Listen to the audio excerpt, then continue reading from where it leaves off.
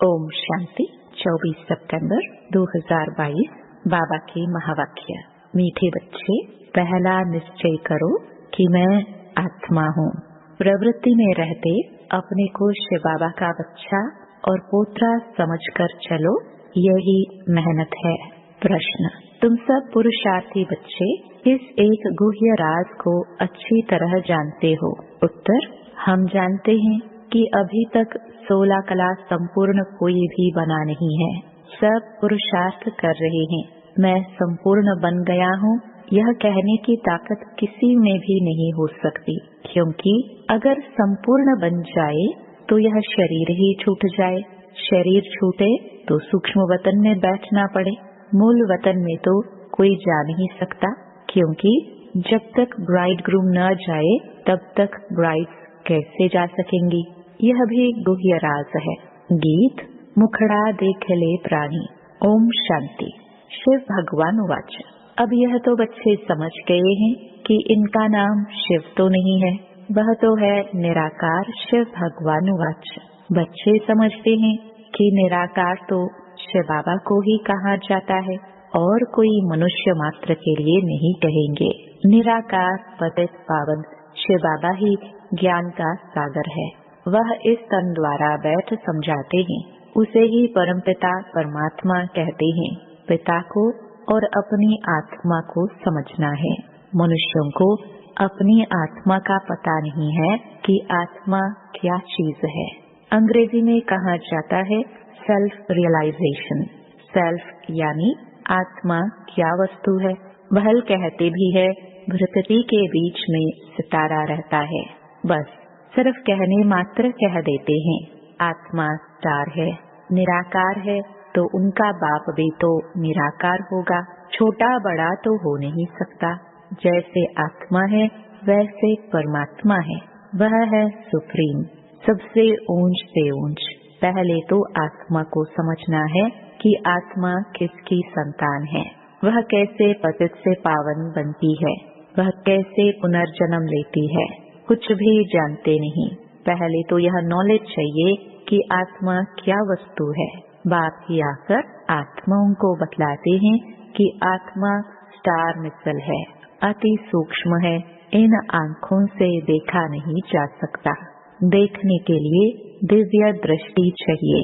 बल हॉस्पिटल में कितना माथा मारे आत्मा को देखने के लिए, परंतु आत्मा को देख नहीं सकते।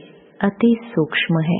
पहले तो यह निश्चय चाहिए कि मैं आत्मा अति सूक्ष्म हूँ। बाप उनको ही समझाते हैं जिनकी आत्मा में 84 जन्मों का पाठ नोंधा हुआ है। फिर परमात्मा खुद ही रियलाइज कराते हैं। वो आत्मा थोड़ी ही करा सकती है। परमात्मा खुद ही रियलाइज कराते हैं कि मैं तुम्हारा बाप अति सूक्ष्म हूँ। ड्रामा में सारी एक्ट नोंदी हुई है। इनके पाठ में कुछ भी चेंज हो नहीं सकता।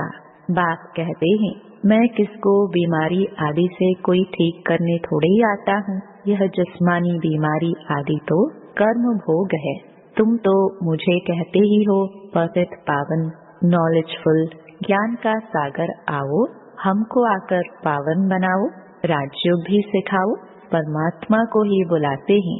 फिर बीच में श्री कृष्ण कहाँ से आया? श्री कृष्ण को सभी गॉड फादर थोड़ी कहेंगे। सभी आत्माओं का बाप निराकार है। वह है दुख हर्ता सुख करता। वह कैसे आया, कैसे पाठ बजाया, यह कुछ भी जानते नहीं। शास्त्रों आदि में तो कुछ है नहीं। गीता है सर्व शास्त्रमयी शिरोमणि। जिस गीता से ही सतयुगी आदि सनातन देवी देवता धर्म की स्थापना हुई। पीछे फिर बाल बच्चे आए। धर्म शास्त्र मुख्य कौन से हैं, उस पर बाप समझाते हैं।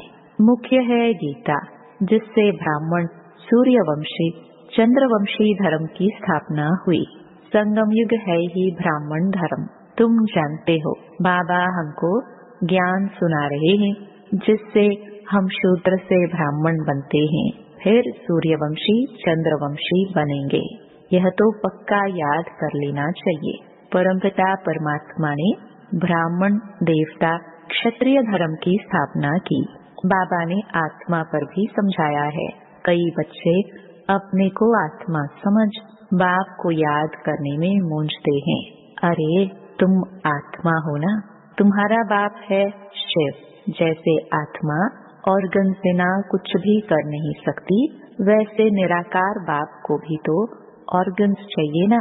वह इनमें आकर समझाते हैं आत्मा का रूप क्या है, परमात्मा का रूप क्या है। यह तो कहने मात्र कहते हैं।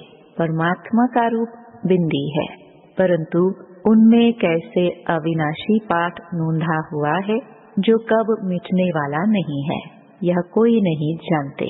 परंतु पाठ अनादि परंपरा से चले आते हैं, इनका कब एंड नहीं होती। पुरानी दुनिया की एंड हो तब नई दुनिया हो।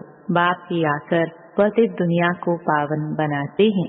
बाबा ने समझाया है मुख्य धर्म शास्त्र है ही 4, जिससे 4 धर्मों की स्थापना होती है। पहले है गीता, फिर इस्लामी धर्म का शास्त्र, बौद्ध धर्म का शास्त्र, क्रिश्चियन धर्म का, फिर वृद्धि होती है।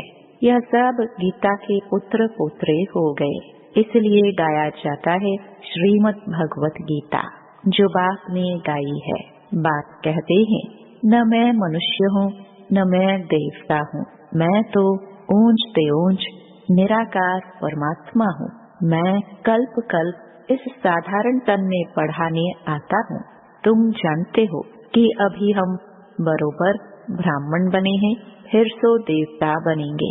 वृद्धि तो होती जाती है। हाँ, कोई भी के बनना मासी का घर नहीं है।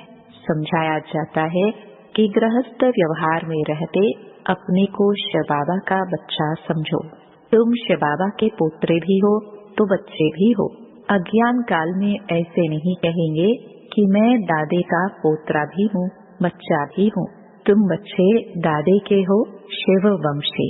फिर शिव बाबा अडॉप्ट कर डीके बनाते हैं। वह निराकार हो गया, वह साकार हो गया। निराकार बाप के तुम बच्चे हो।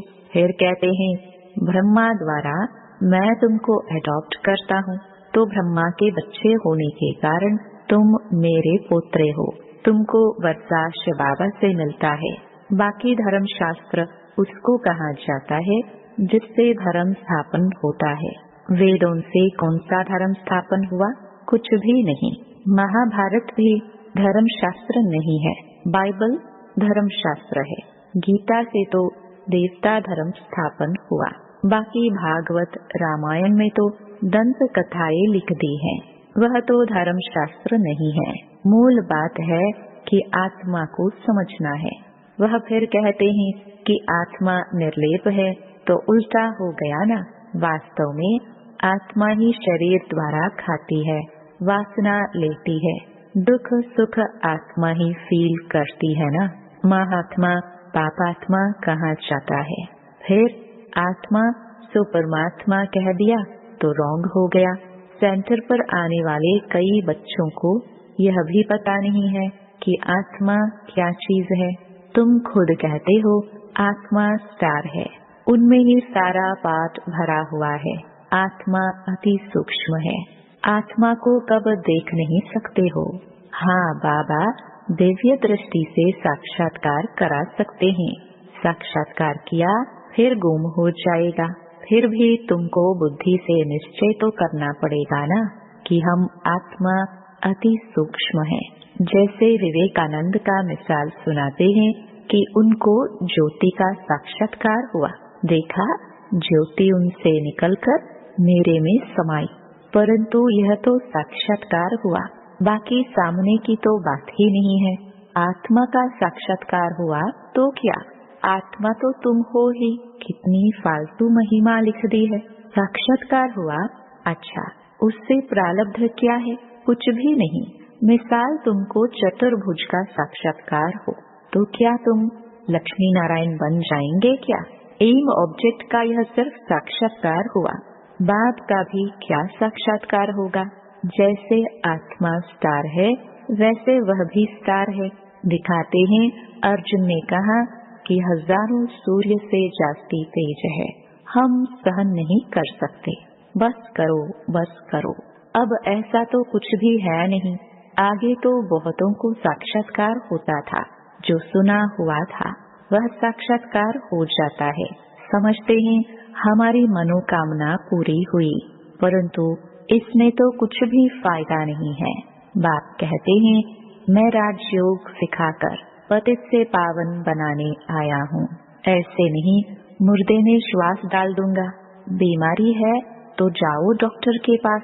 हम तो आए हैं पावन बनाने। पावन बनो तो पावन दुनिया में चलेंगे।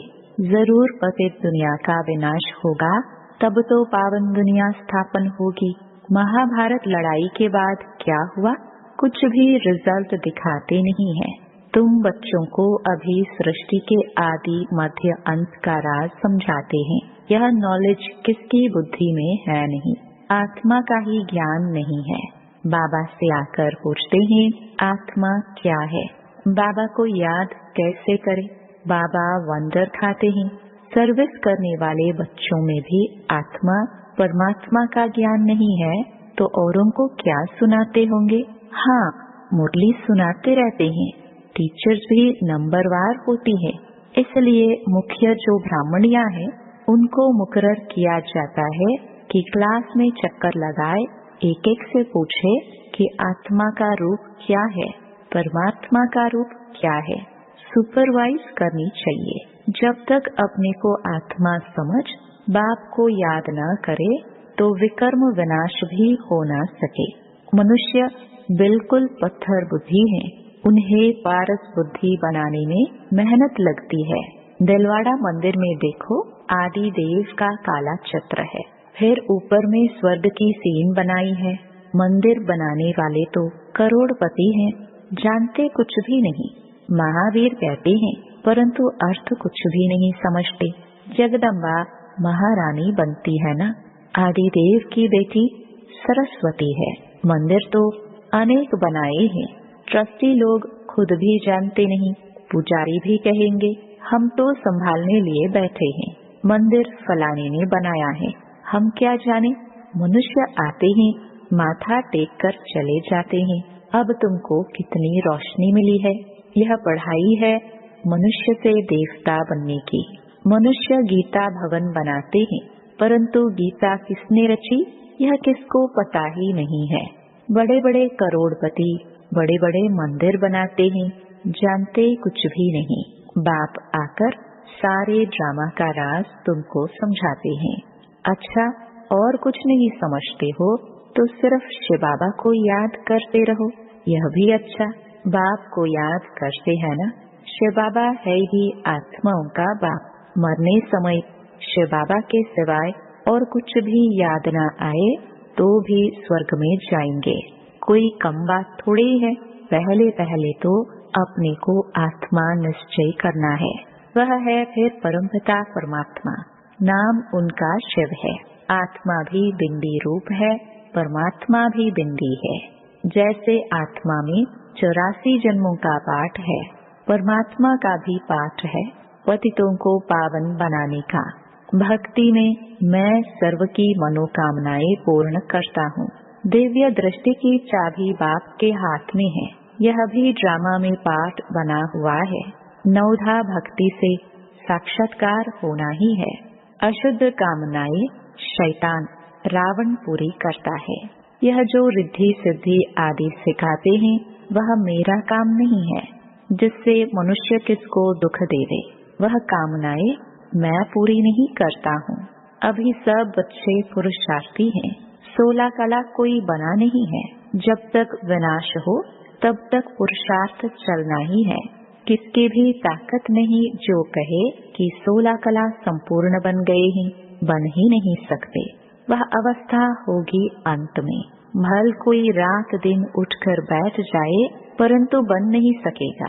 इस समय कोई कर्मातीत बन जाए तो शरीर छोड़ना पड़े, सूक्ष्म वतन में जाकर बैठना पड़े। मूल वतन में तो जा ना सके। पहले ब्राइड ग्रूम जाए तब तो ब्राइड्स जाएंगी, उनसे पहले कैसे जा सकते। बुद्धि भी कितनी दूरादेशी चाहिए। अच्छा, मीठे मीठे सिखिलदे बच्चों प्रति माता पिता बाप दादा का याद प्यार और गुड मॉर्निंग। रूहानी बाप की रूहानी बच्चों को नमस्ते। धारणा के लिए मुख्य सार। पहला, साक्षात्कार आदि की आश न रख निश्चय बुद्धिवन पुरुषार्थ करना है। पहले पहले निश्चय करना है कि मैं अति सूक्ष्म आत्मा हूँ। दूसरा, बीमारी आदि में बाप की याद में रहना है। यह भी कर्म भोग है। याद से ही आत्मा पावन बनेगी। पावन बनकर पावन दुनिया में चलना है। वरदान, ज्ञान और योग के बल द्वारा माया की शक्ति पर विजय प्राप्त करने वाले माया जीत जगत जीत भव। दुनिया में साइंस का भी बल है, राज्य का भी बल है और भक्ति का भी बल है, लेकिन आपके पास है ज्ञान बल और योग बल। यह सबसे श्रेष्ठ बल है। यह योग बल माया पर सदा के लिए विजयी बनाता है। इस बल के आगे माया की शक्ति कुछ भी नहीं है। माया जीत आत्माएं कभी स्वप्न में भी हार नहीं खा सकती। उनके स्वप्न भी शक्तिशाली होंगे। तो सदा यह स्मृति रहे कि हम योग बल वाली आत्माएं सदा विजयी है और विजयी रहेंगे। स्लोगन, कर्म करते कर्म के बंधनों से मुक्त रहना ही फरिश्ता बनना है। ओम शांति।